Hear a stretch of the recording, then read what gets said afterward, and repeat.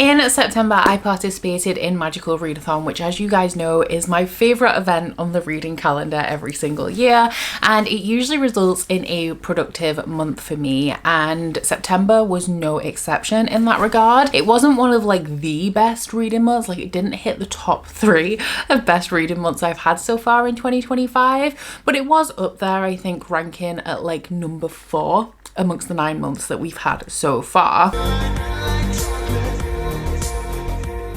So I read 10 books in total. I feel like quite a few of them were a little bit chunky, which is how I ended up racking up a little bit of an elevated page count. But I also don't feel like I've had the most successful reading year overall. Like I think we've had a lot of months where I'm reading a little bit less than I normally do. And so on a month where I've read a little bit more, it feels a little bit more significant. But in terms of the statistics for September, I read a total of 10 books, which added up to 3,921 pages, which broke down to an average of 127 pages per day. For my star ratings, it was overall decent. I had 2 2-star reads, 3 3-stars, and 5 4-stars, which broke down to an average of 3.3 stars per book. For the demographics, I read 1 young adult book, 1 new adult, and 8 adult. For the formats, I read 5 standardly formatted novels, I listened to 2 audiobooks, read 2 ebooks, and also 1 novella. For the genres, I read 4 fantasy books, 2 fantasy romance, 2 romance, 1 paranormal, and 1 thriller. And finally, in terms of the places that I sourced the books from, 3 of them were books that I've hauled in 2025. 3 of them were from my own TBR that existed prior to the start of the year. 2 books were sent to me by the publisher. 1 I got from Audible and 1 I got from Kindle Unlimited. So getting into the reviews, the first book that I read in the month was sadly my biggest disappointment, and that was Bury Our Bones in the Midnight Soil by V. Schwab. And I did enjoy this one, just not as much as I expected to, but in hindsight, I maybe shouldn't have expected to love this book. So I went into it, I think, with a little bit of the wrong expectations. But this is V. Schwab's newest adult book. It is a standalone historical fantasy. It starts in the 1500s and comes all the way up to, I think, 2019. So almost, is it 2019? It is. Interesting that we chose 2019 instead of, like, I don't know, 2024, you know. But anyway, it comes almost right up to present day. And it is a story of 3 vampires. So the perspectives that we follow in here, one of course starts in the 1500s, one starts in the 1800s, and one is a present day timeline. So the 2 most dominant ones we are following are Maria and Alice. Maria is in the 1500s, so the only kind of value that she has is to be somebody's wife. So she thinks that she's being really clever about this, and she entrances this like duke or viscount, some kind of lord, to take her away from the small town that she's from and to his like big estate. And she thinks that she's been really clever and that she'll have a lot of freedom being the wife of a rich man, but actually she finds out that her freedom is exactly as non-existent as she expected if she'd have stayed in her town. So she is a very strong-willed, rebellious woman, and she goes out of her way to like push the boundaries of her life until she eventually finds herself turned into a vampire. The other dominant perspective we're following is Alice up in 2019.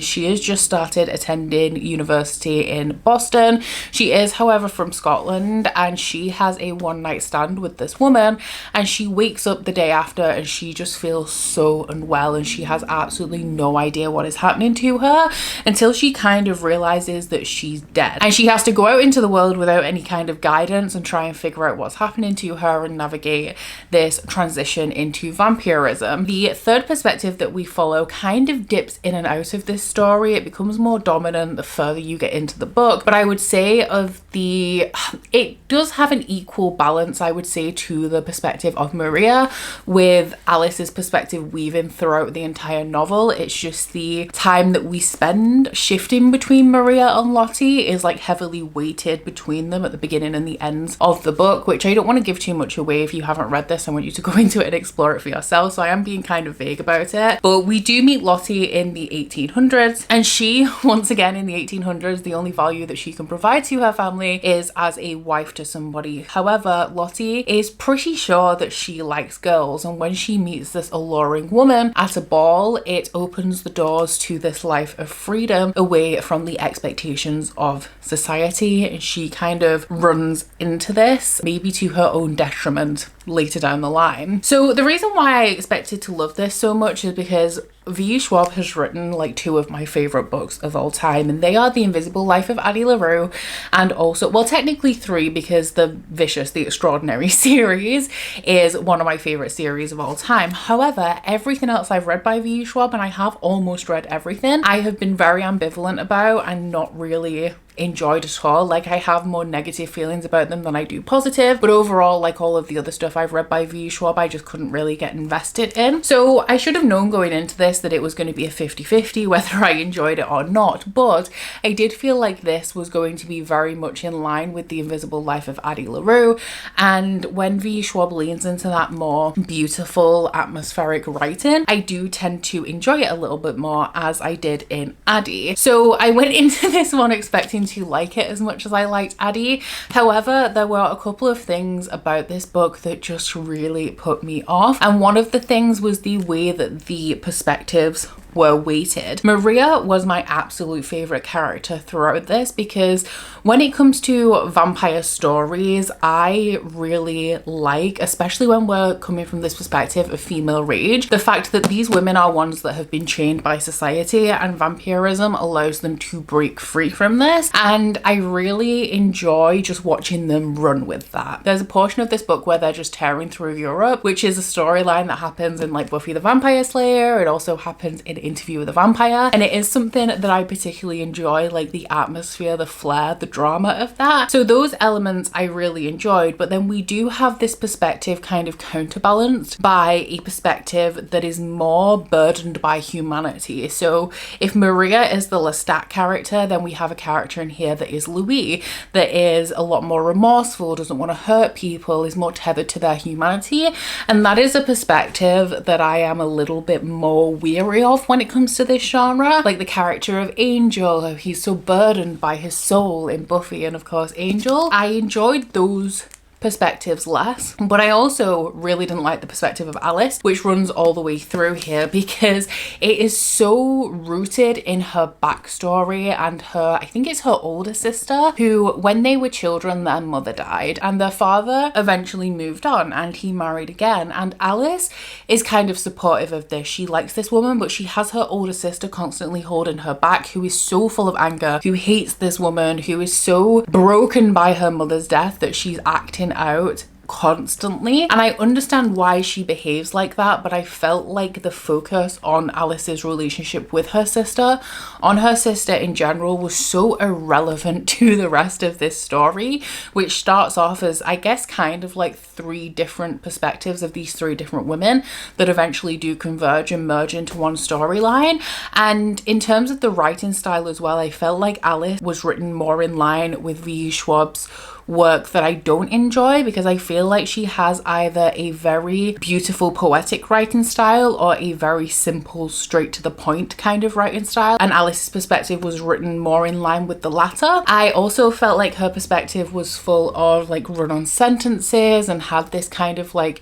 frenzy surrounding it, which makes sense given that she's transitioning into vampirism and she has no idea what's happening to her. But I didn't like the way that she was written, and then on top of the fact that I felt like her consistent perspective was taken away from the parts of this story that I was really interested in. I felt like we could have either stripped her perspective right down, she did not need to take up as much space in this book as she did, or actually, you know what, we could have omitted her entirely and just reworked the way that this book wrapped up. The ending did also feel rushed in comparison to the rest of the book, and so I left this book feeling very mixed about it. There are a lot of things I enjoyed about it, but there are also a lot of things that I didn't love about it that soured it a little bit for me. So my overall rating in terms of like, because I don't record half-star ratings, this is a 4-star book, but if I were to be a little bit more specific about it, I would say it's more of a 3.5. Overall, my feelings are positive. There's a lot I enjoyed, it's very compelling, but there's a lot of things I also didn't like. I do feel like as well this didn't really do anything new for the vampire genre. It's essentially just Interview with the Vampire but with female characters, which was an interesting perspective, and it's fine that it's just kind of like a reworking of a very popular vampire story and vampire dynamic. I think it's just good to be aware of that going into it, that it's not necessarily anything really all that new. While Bury Our Bones in the Midnight Soil was the most disappointing book that I read, it's not the book that I enjoyed the least. I think that that goes to Prince of Thorns by Mark Lawrence, unfortunately. I have read 2 books in the Book of the Ancestor series by Mark Lawrence and I really enjoyed that. And I also have his newer series. I have all 3 books in the Locked Library edition that I'm really excited to get to because I've heard great things. But Prince of Thorns, I'm pretty sure, was Mark Lawrence's first book. And knowing what I knew about it going in, I really wasn't sure whether it was going to be for me, and it turns out that it kind of wasn't. So this is the story of a boy who I can't remember exactly how old he is now. I think he's like 13, but he is leading this band of mercenaries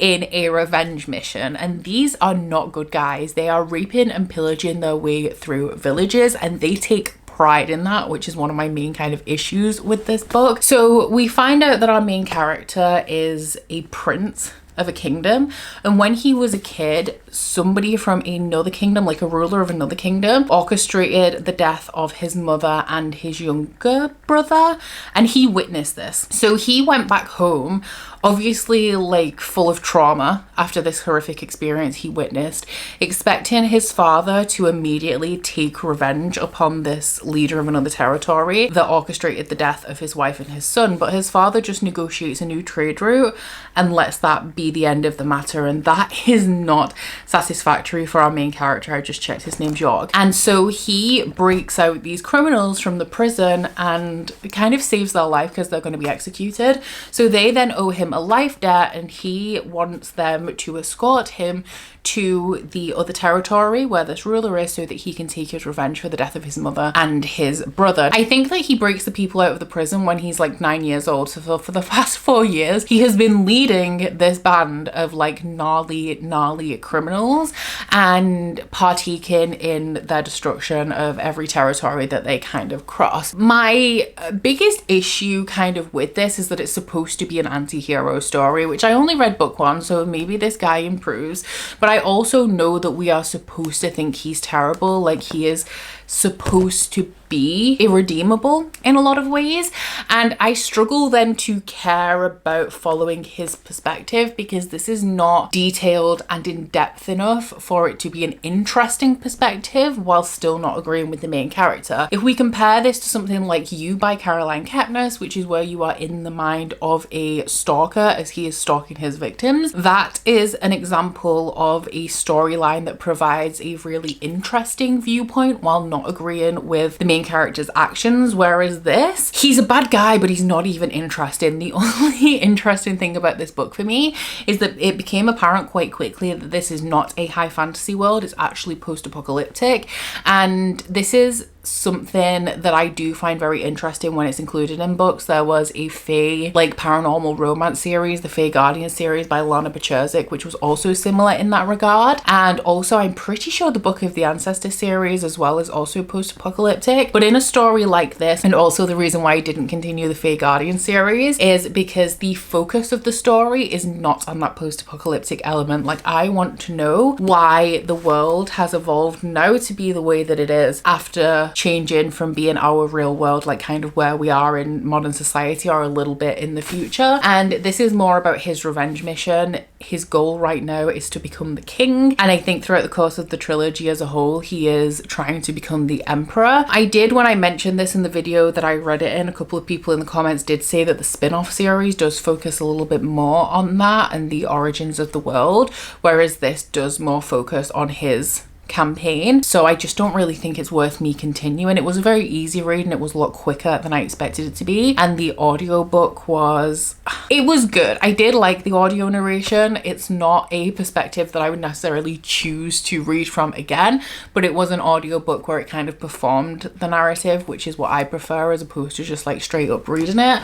So yeah, this one just wasn't for me. I thought that it may not be. I don't mind following a character that's done bad things and is a bad person, and it's actually refreshing to see one who is genuinely a bad person, but I don't feel like his character was fleshed out enough for him to provide a compelling perspective on top of him being somebody that you don't necessarily even want to root for. My only other, I think, 2-star read of September was Love in Focus by Lila Lee. This one was accidentally sent to me by Illumicrate. They were supposed to send me their June box, but they accidentally sent me the Afterlight instead. They said that I could keep it, so I thought while I had it, I might as well give it a try, even though it wasn't one that I picked up intentionally. And this one is the story of a young woman who works in a magazine. Her boyfriend, or her fiance, I think actually, has just broken up with her, and they have been in a relationship, I think, for something like the last 8 to 10 years, 7 years they've been together. So this is obviously like a significant change in her life. She's moved out of the house that they shared and she's sleeping on her friend's couch, and she is about to take part in this big project for work, and she knows that there is this very influential photographer coming in, and as they get closer to the project deadline, she realizes that this influential photographer is actually her ex-girlfriend and her first love.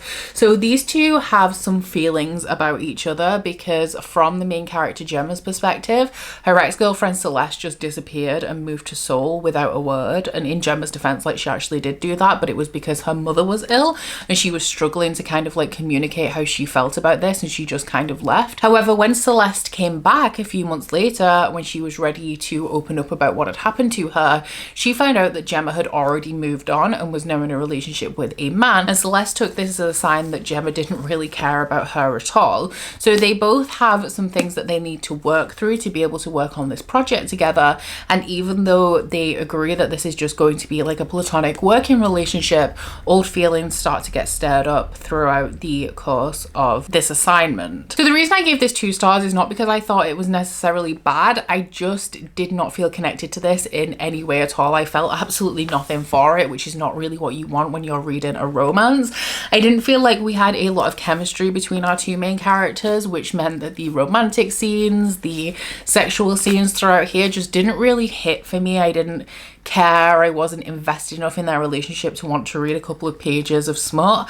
And then in terms of their relationship dynamics, everything was really amicable. Like, even the resolution of the issues that they had with each other to start off with, everything went really smoothly. The course of their relationship, kind of everything went really smoothly. The 3rd act breakup kind of scenario we had, also incredibly amicable. The reunion at the end was kind of like a non-event, and I just felt like we had absolutely no tension in here, sexual or otherwise. Like, I didn't feel the chemistry. I didn't care when they broke up because I felt like it was very low drama, which I guess is fine. It's just when you're reading a romance, especially because I read things like romance, to either be kicking my feet or to be entertained. And I feel like when everything is so smooth and without conflict, it doesn't make for a compelling read, especially when you pair that with the fact that I felt like these 2 didn't have any chemistry. It's like, okay, I'm not invested in the romantic relationship.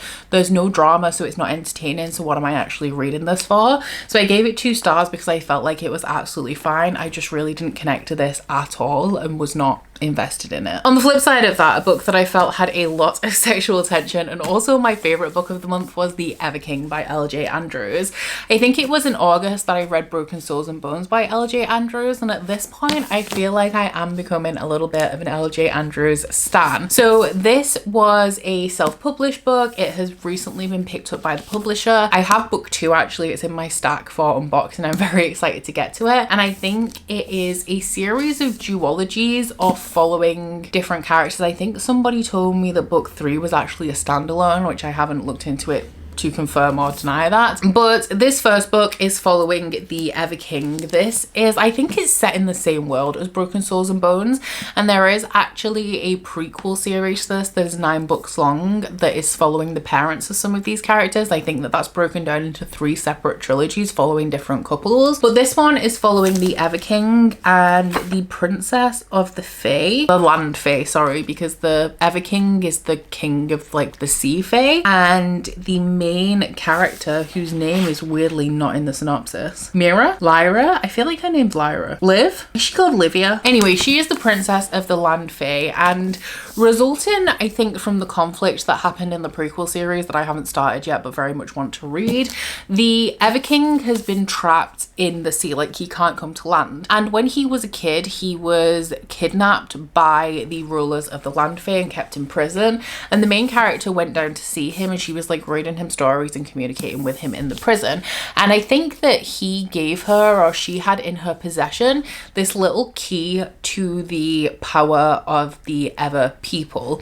And she tripped and fell with it, and it imprinted itself onto her skin. Now, the Everking has been biding his time and waiting and waiting and waiting until he can come back to land to reclaim this key to his people's power, because there is some evil magic eating away at his land and destroying the lands of his people. So they're all being forced to like kind of move to the capital city to escape this like growing plague. So because this girl trips and like the seal imprinted on her, she has become the seal. I feel like that is pretty obvious from like the prologue.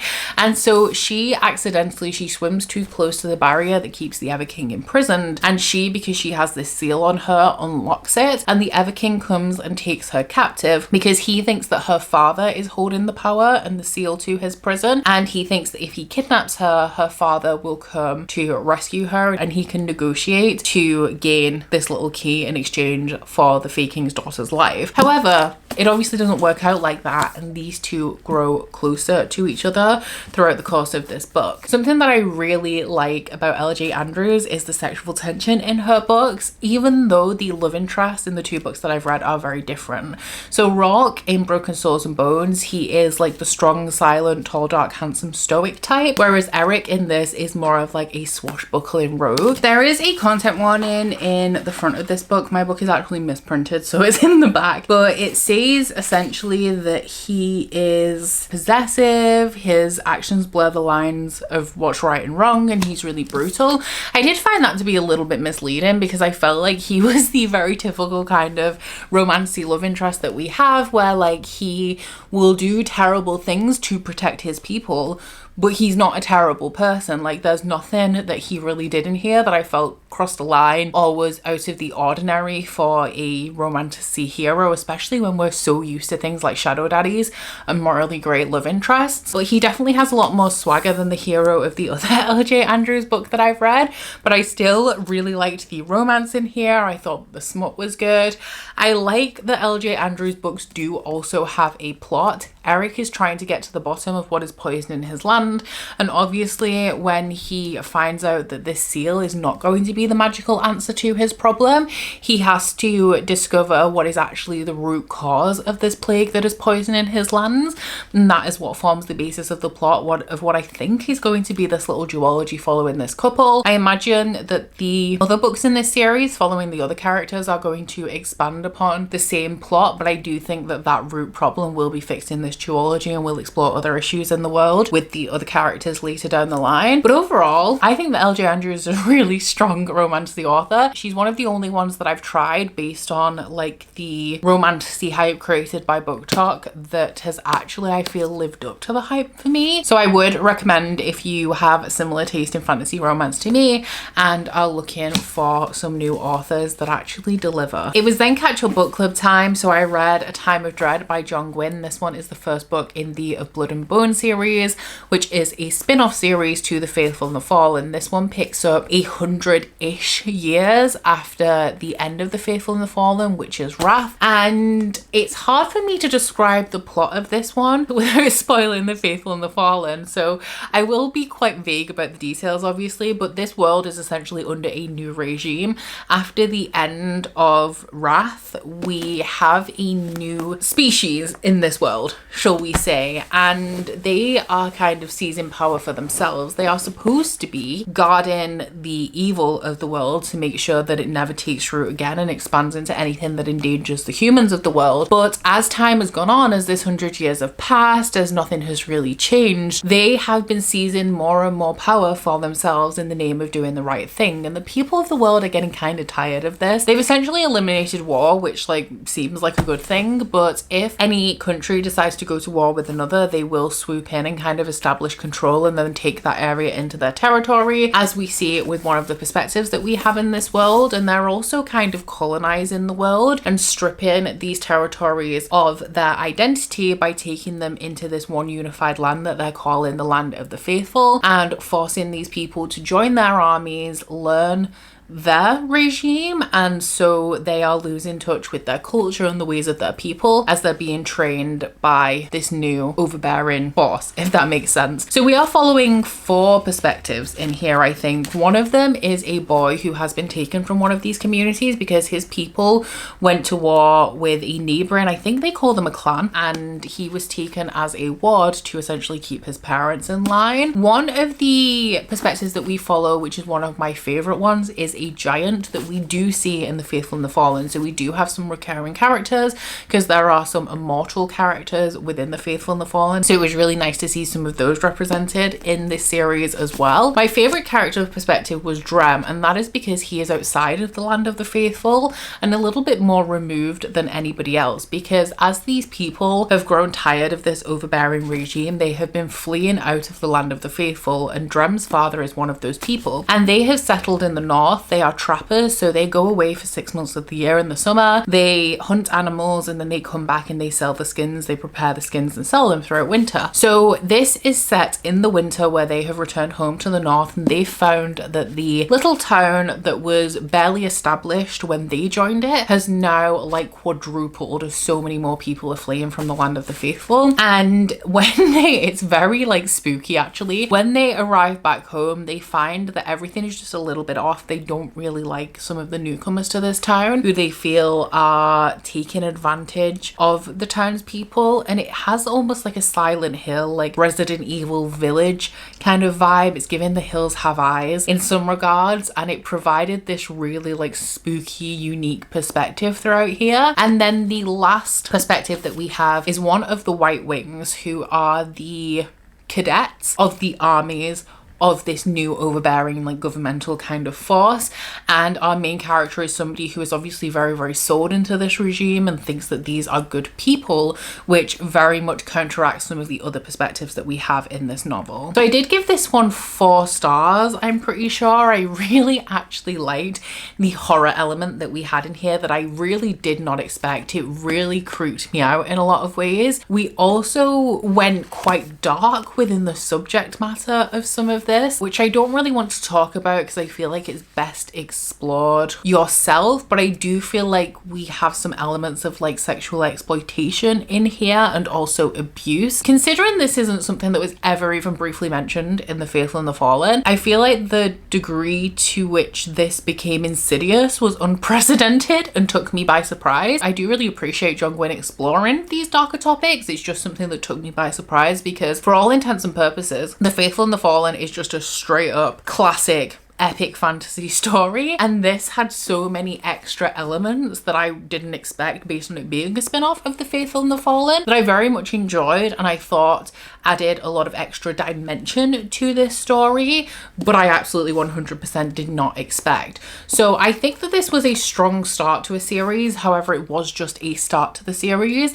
I'm really interested to see where it goes from here and how we're going to continue to explore some of these themes, especially because some of them went in ways that I really didn't expect. And if you have read this and you are about to read it and you want to know some full spoilery thoughts, I will link the live show for this in my description box if you want to hear what myself and the rest of the Catch Up Book Club members thought about this in detail. My next book was also a 4-star read, but kind of along the same lines as Bury Our Bones in the Midnight Soil. It was more of a 3.5 because it was very, very promising, but it did some things that I just really did not like, and that was One for My Enemy by Olivia Blake. And I want to start this by saying I love Olivia Blake in concept because I find the synopses of her books so fascinating and so interesting. It makes me want to get my hands on them immediately. I also love her writing style. I like that she's kind of pretentious, but she doesn't try to hide that, and it feels like it's pretension in a way where she's laughing along with you, not trying to make you feel stupid, which I really enjoy. And I love that her characters are so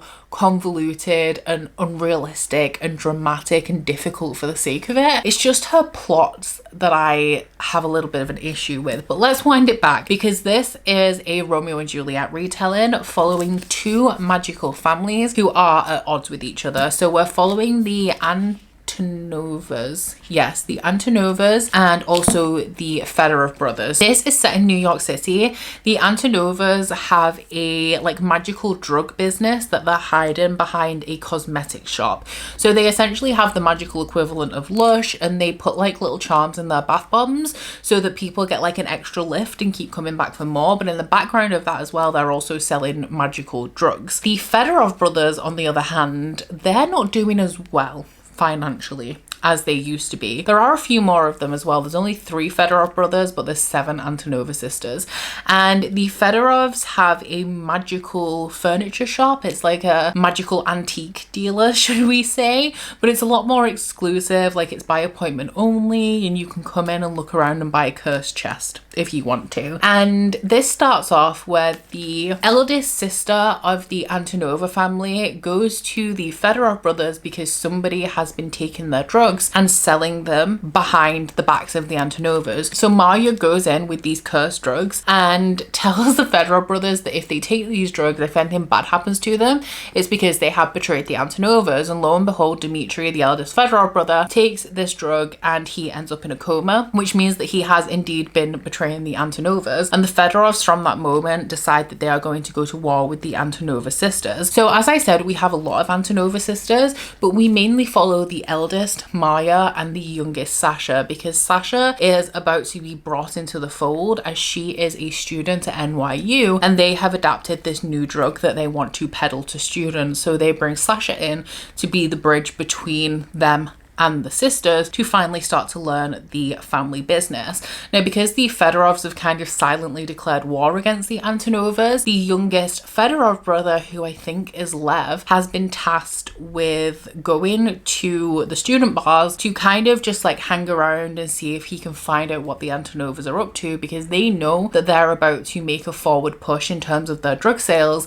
They just don't know what exactly it is that they're going to be peddling. So they send Lev in undercover to find out, and he runs into Sasha. They immediately kind of hit it off. They have great banter, they have great chemistry, and that night they part not knowing who each other is. However, very shortly after, they find out that they're from rival families, but the chemistry and connection they have is too strong for them to deny. And as the inner workings of the Antonovas' plan and the Fedorov brothers' vendetta against the Antonovas is building in the background, these two kind of have to decide whether their loyalties lie with each other or with their families. So the first 100 pages of this I thought was excellent. I loved the romantic elements because we don't actually just have that one romance between Lev and Sasha. There's also other things going on in the background that stretch back years and years and years of these families being interwoven but also at odds with each other throughout the decades, and we do explore that as this story goes on as well. And I really liked the layers of like bittersweet romance and family duty and like unresolved heartbreak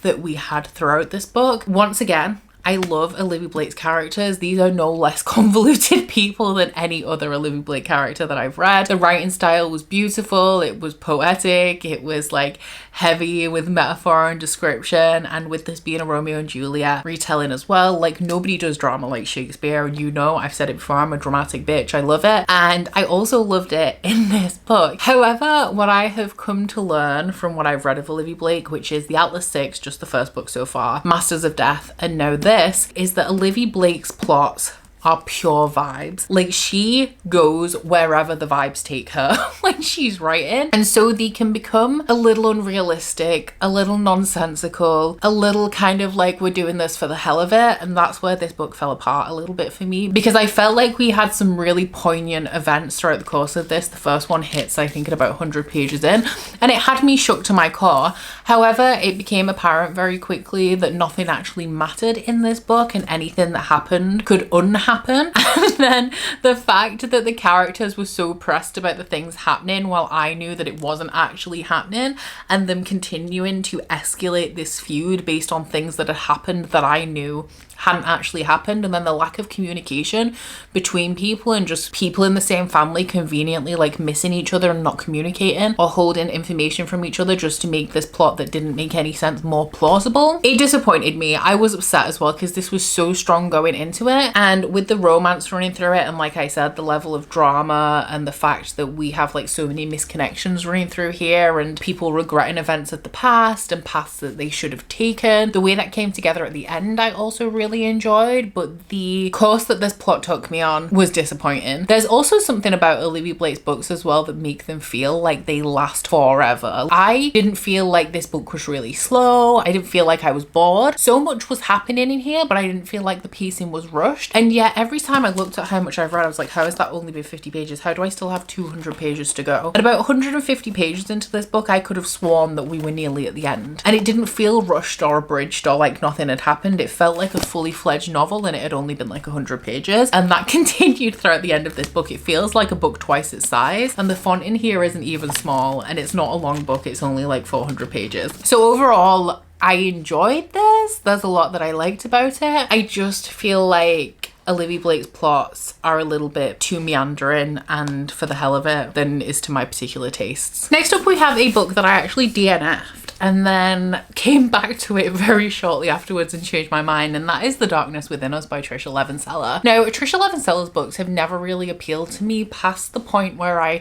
probably around the time that I started BookTube, which was like 8 years ago now, when Daughter of the Pirate King was really hyped, and the kind of book trend of the moment was young adult fantasy, and Trisha Levenseller obviously was a relatively well-known presence in that space. But since then, since I've read a lot of fantasy, since I've aged out of YA a little bit, I do still read YA occasionally, but I'm more about the adult fantasy. Trisha Levenseller has never been one of the young adult authors that I kind of had a desire to go back and revisit, but this came to me in a Fairy Loot box, and I am a rep for Fairy Loot, so I get all of their books, and I don't like to unhaul things unless I know specifically that I'm not going to enjoy them for whatever reason. I don't like to unhaul things without giving them a try, because there is definitely room for me to be pleasantly surprised, which, to be honest, I was with this book. This one is actually a companion novel to The Shadows Between Us, which I think was a Fairy Loot book literally a couple of months before I started repping for them, which is why I don't have that one. And this is following the sister of the main character of The Shadows Between Us. Now, this does kind of spoil the end of The Shadows Between Us, but I don't feel like it is a series that you necessarily can be spoiled for, given the fact that I believe that these are more like romance stories, historical romance stories on a fantastical backdrop. This feels kind of like a Regency romance in a somewhat idealistic representation of the like 1800s. There are a lot of things still wrong with this world, but based on the events at the end, assumedly, of The Shadows Between Us, the world is becoming a better place for women. So our main character in this one is called Chrysantha. She is married to an old man.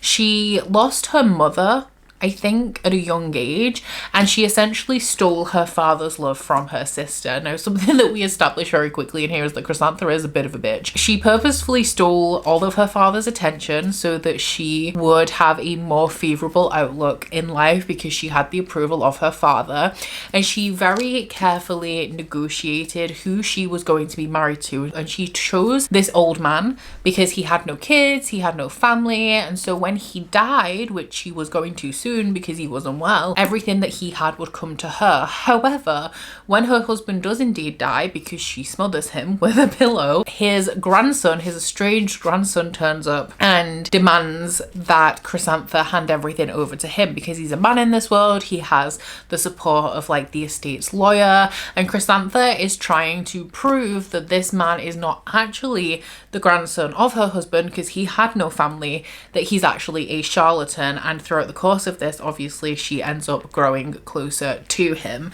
Now, this is a young adult fantasy. I have marked it in my own spreadsheet as a young adult fantasy because that is what it is sold as. However, I feel like I would disagree. There were some themes in here that felt a little bit too adult, to be young adult for me, because I feel like this is very sex focused. I'm not opposed to sexual content to some degree being in young adult fantasy, because it is a very normal part of like going through puberty and aging up, like entering into your 20s. Like the curiosity is natural and it's a very healthy thing obviously to learn about. But this felt very like sex focused as opposed to relationship focused, which did feel kind of weird in a young adult book. And I also thought that the like sexual content we got in here was not necessarily overly graphic, but once again I feel like the way that it was approached felt a little bit more adult to me. But obviously like that's just my opinion and just my perspective. I DNF'd this originally because I knew going into this that it was going to be a book that I maybe enjoyed in the moment of reading it but never really thought twice of again, and I just wanted something a little bit different at the time that I was reading this. And I do still stand by what I said, even though I came back and picked this up. This was a book that I very much enjoyed in the moment and I will never think of again. I'm going to be on haul in this one. I still don't have any great desire to pick up more from Trisha Levenseller, mainly because when I'm reading fantasy, a good time is not what I'm looking for. I'm looking more for like engagement in a more gritty, detailed, complex story. If I want something for pure entertainment purposes, I just personally tend to reach for a little bit of a different genre.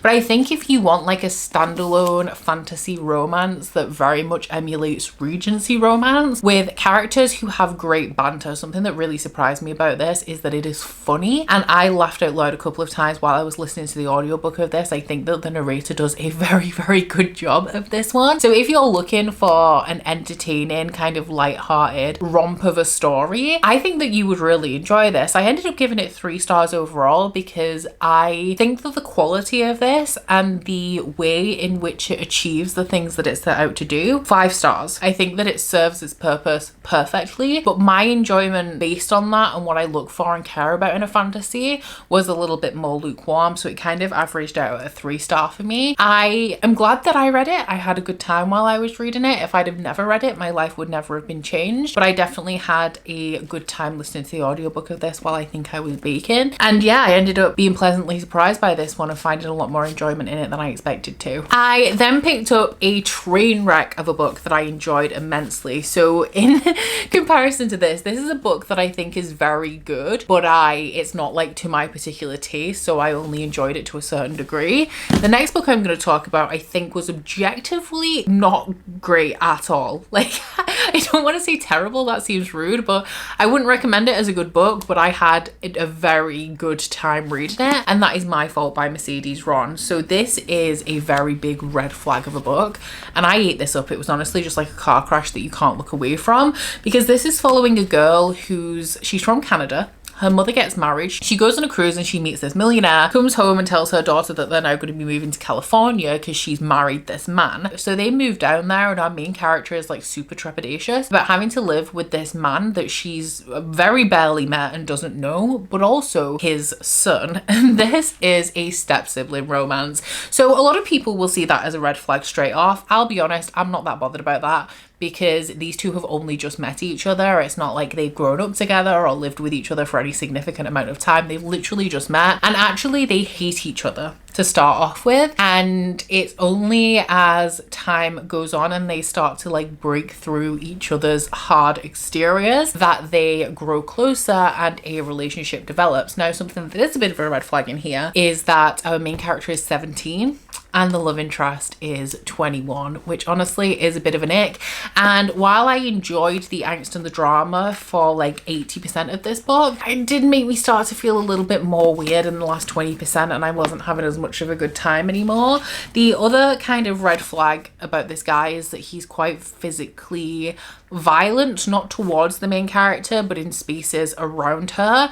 And he doesn't know this, but it is very heavily implied throughout the entirety of this book that her father was physically abusive. So in these spaces where he's like just starting fights with people for very little reason, she's getting quite triggered by this, which plays a big point of contention in their relationship as it escalates and his behavior doesn't change, and she kind of gets to a point where like she's had enough. But this I was going to say this very much is like After by Anna Todd, which I haven't read, but I do love the movies.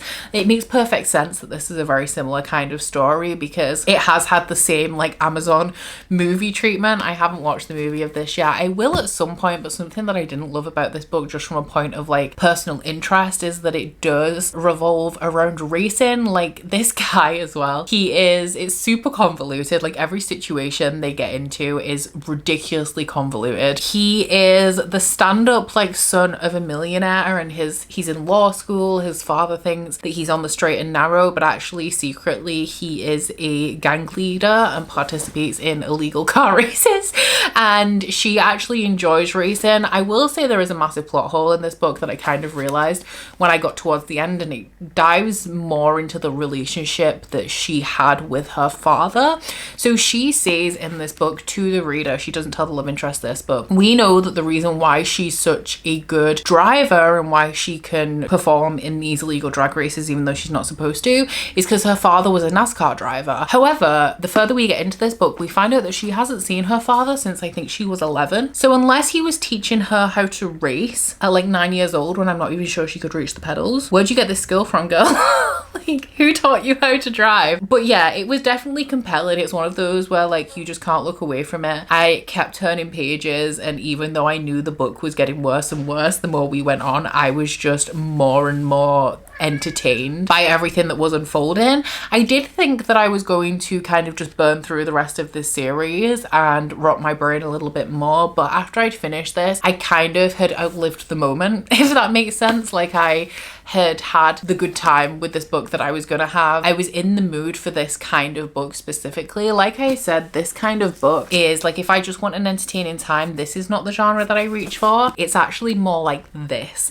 And so when I picked this up, this was exactly what I was in the mood for. But by the time I got to the end, because for a contemporary romance as well, it's almost 500 pages, I wasn't in the mood for something like this anymore, and I doubt I'll ever return to continue this series. But I gave it 3 stars. Complete opposites of this. The quality is like a 2-star, but my enjoyment was like a 4, whereas the quality is like a 4 and my enjoyment was more along the lines of a 2. So take from that what you will. I then read 2 books that I didn't own. I wanted things that were easy to read.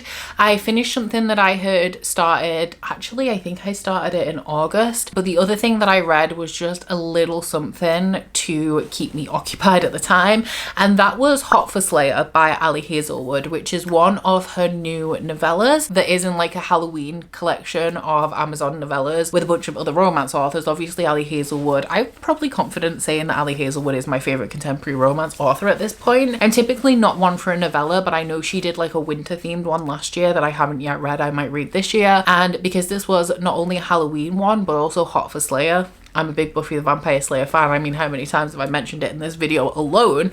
I thought that that would be something that I was particularly interested in. It was an easy read and it was only 100 pages, so that's what I went with. Unfortunately, I didn't love it. Like I said, I'm not really a novella person, and I think especially because in terms of romance, I generally love a slow burn. And so when you're getting like a novella that's under 100 pages, a slow burn is not really what you're gonna get. And also, I haven't read Bride by Ali Hazelwood yet. I know Mate is coming out soon as well, and I have ordered the Illumicrate edition, but I have not yet read anything from Ali Hazelwood in a paranormal genre, and as somebody who doesn't really like paranormal romance, I'm not sure how I feel about that. While I do adore her contemporary romance and everything I've read, I've given 5 stars. This one is following a vampire who has been a vampire for a very, very long time. I can't remember how long, but I think we're going on at least like 1,000 years. There are also immortal slayers in this world, and these slayers all work for a guild and they are tasked with hunting down specific bloodlines. So she has been dancing this dance with this slayer for hundreds and hundreds of years, where he has been trying to kill her and she has been evading him. So they're almost like friends at this point because they're so familiar with each other through this history that they share. One day she is actually about to be killed by a vampire who has moved into the same territory as her, and the slayer comes in to this place where she's being held, about to be killed, and kind of scares off this other vampire, but he also hits his head and loses his memory, and he no longer remembers like who she is. He doesn't know that he's a slayer, and he wakes up and he's like, who are you? who am I? Why are we here? And she's like, oh yeah, we're like colleagues, we work together, we're like exterminators or something, and is trying to kind of rehabilitate him until he gets his memory back, because she feels like weird abandoning him, but he has no clue that the supernatural world exists. And it's just about them kind of working through this problem until he gets his memory back and realizes that they're mortal enemies. It was fine. I think that my issue with it is just that it was short, and I don't really like novellas. So if it was a full-length story, perhaps there would have been more for me to enjoy in it. But for me to enjoy, because this does have a little bit of smut in it, obviously not very much, it's not very big, but for me to enjoy that, I need to have like the background of the lead up to it and the relationship. Typically that's what I enjoy in romance, and this didn't have much of that. And also because they have such a long backstory and we kind of get a speed run of it, it wasn't enough for me to really like be super invested in the relationship. But at the same time, like, it did its job at the time that I was reading it, you know. And then the final book that I finished is an audiobook that I've been listening to since August, and that is the Dungeon Anarchist Cookbook by Matt Dinnerman, which was the third book in the Dungeon Crawler Carl series. Once again, I gave this a 4 that was more like a 3.5. I enjoy Dungeon Crawler Carl, but not to the degree that everybody else seems to. I'm actually genuinely like, I find it enjoyable, but I'm genuinely kind of baffled why so many people are like 5 stars obsessed with it. And I don't think it's bad, it's just really just not hitting for me in that way. But this is a series about a guy called Carl from Earth. He's from somewhere that's like a pretty cold part of the US that gets some harsh winters, I think, because this starts off where he's in the middle of a winter storm and he's hanging out with his cat, and the cat jumps out the window, so he goes out to get her, and all of the buildings on Earth collapse into the ground, and there's this big like ethereal voice that tells him that this dungeon has been created underground, and he can either live on the surface of Earth until he dies and make use of what resources are available, or he can go into the dungeon through these stairways that have opened and take part in this intergalactic game show. So obviously he's in the middle of a winter storm. He's just run out into the storm at like 2 in the morning or something as well, so he's not even properly dressed, and he's like, I can't survive on the surface of Earth. So he takes his cat down into the dungeon where they both become players in this game. Very early on, his cat becomes not sentient, because cats are already sentient, but she gains a level of intelligence where she can now speak and communicate and becomes like a fully fledged player in this game in her own right. And this series is them completing these dungeon levels. Every book pretty much is a level. Book 1 is levels 1 and 2, and then book 2 is level 3, book 3 is level 4. As the story goes on, they become more and more involved in like who is running the dungeon, while still completing all of the different trials and tribulations that they are facing on each floor of this dungeon. So this is a lit RPG novel which mimics the conventions of computer role-playing games, so things like the Elder Scrolls or Fallout, in a novel format. And the audiobook narration for this is amazingly performed. It is exceptional, and it's probably one of the only reasons why I am reading this series, because there are a lot of books and the longer they go the bigger they get, but the audio narration is honestly excellent. And I love the dynamic between Carl and Donna. Now, I have said when I've read the first 2 books in this series, something that I don't love about this is like the bro humor in it. It did have like a little niggly thing in here that kind of like grated on me a little bit, which I don't think is as bad as the first 2 books, so like I'm kind of gonna let it slide. But like, considering this is such a bro book, can we not make fun of men and their reproductive systems? Can we not have like men doing like gross things? Like, why does it always have to be women with their massive boobs and like dead hookers and demons giving birth like every 3 seconds? Like, can we make fun of men at some point, please? But like I said, in book 3, that was just kind of a niggly thing that I'm happy to overlook. It's just because I'm so conscious of it now from the things that I didn't like about books 1 and 2. But for this one, I enjoyed the narration a little bit more than book 2, which I thought was very, very info dumpy. But in book 3, the thing that I didn't love is the iron tangle. So the theming of the 4th floor of the dungeon is essentially all of these subway systems and tube systems in the world have all been collapsed into one, and it takes takes place on this massive train network. There is a disclaimer at the beginning of the book that says like the iron tangle isn't supposed to make any sense. Don't think too hard about the logistics of it, it's fine. But I just like things to make sense.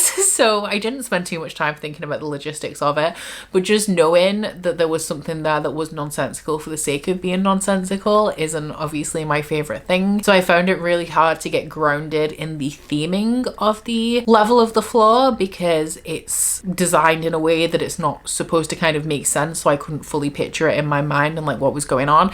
And also in terms of theming, it wasn't one that I found particularly interesting, so I wasn't as riveted in the floor unfolding and the events of the floor unfolding because the theming of the floor wasn't especially interesting to me. I do feel like we are starting to push the story a little bit more though, because we do have like a little bit of an overarching plot. Like I feel like I can sense the direction that the story is going in as a whole, while we're still following the format of exploring and beating every floor of this dungeon, and you do have like the chaos that plays into that. I do think that my favorite book in this series so far though is still the first one, and I know that a lot of people say book 4 and 5 is where they really fell in love with the series, which I do hope happens to me, because at this point I know that everyone loves this series, and like I said, I enjoy it, but I'm struggling to understand that level of love, so I'm hoping that I get there at some point.